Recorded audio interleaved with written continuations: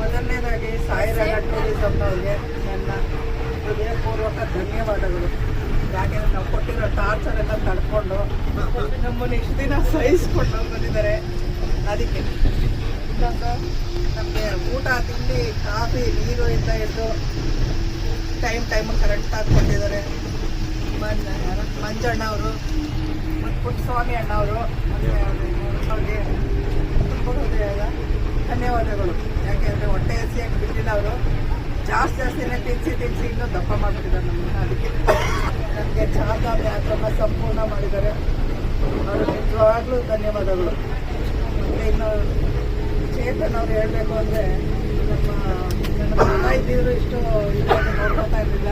ಟೈಮಿಗೆ ಕರೆಕ್ಟಾಗಿ ಮಾತ್ರೆಗಳು ಕೊಡೋದು ಎಲ್ಲ ಮಾಡಿದ್ದಾರೆ.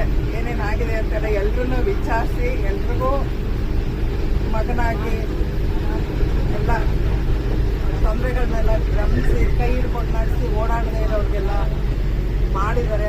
ಅವ್ರಿಗೂ ಧನ್ಯವಾದಗಳು.